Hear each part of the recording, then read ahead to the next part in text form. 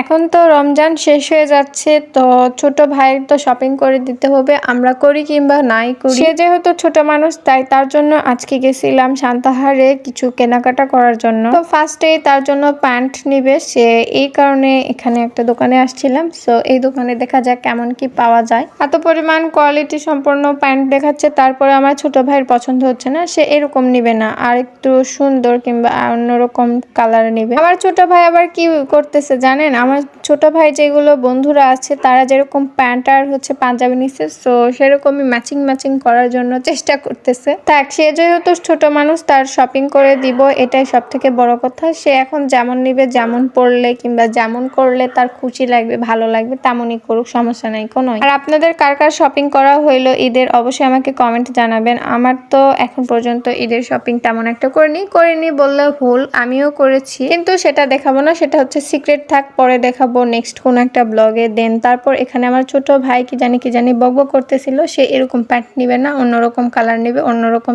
সিস্টেমের নিবে। আমাকে কি দেখে চেনা যাচ্ছে, এত পরিমাণ প্যান্টের দাম, এত দাম দিয়ে কেনাকাটা করলে তো একজনের কেনাকাটা করতেই তো শেষ, আরগুলান কেমনে কেনাকাটা করবে বলেন তো। এখানে কিন্তু অলরেডি অনেকগুলো প্যান্ট বের করেছে, কিন্তু তারপরেও আমার ছোট ভাইয়ের পছন্দই হচ্ছে না। অনেক সুন্দর কোয়ালিটি সম্পন্ন আছে, কিন্তু আমার ছোট ভাইয়ের পছন্দ হচ্ছে না, বারবার দেখতেছিলাম।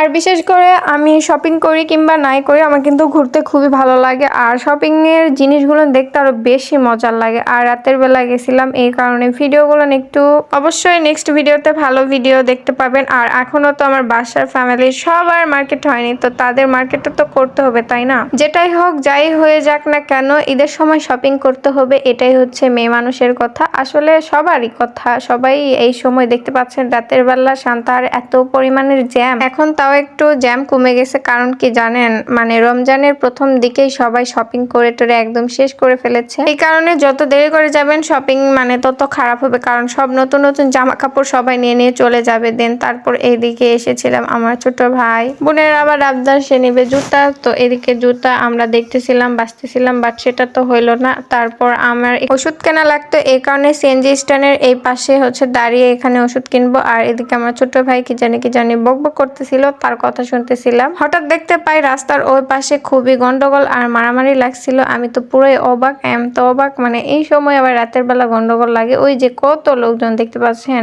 বাট আমি, আমার ছোট বোন ভাই, আমরা কেউই কিন্তু ওর আশেপাশেও যাইনি, আমরা এই পাশ থেকে দেখতেছিলাম। আরো অনেক কিছু কেনাকাটা করেছি, সেই ভিডিওগুলো নেক্সট ব্লগে দেখতে পাবেন। আজকের ব্লগটা এতদূর পর্যন্ত, সবাই ভালো থাকবেন, সুস্থ থাকবেন, আল্লাহ হাফিজ। নেক্সট ব্লগে আপনাদের সবার সাথে দেখা হবে, কথা হবে। ভিডিওটা ভালো লাগলে অবশ্যই লাইক, কমেন্ট, শেয়ার করবেন।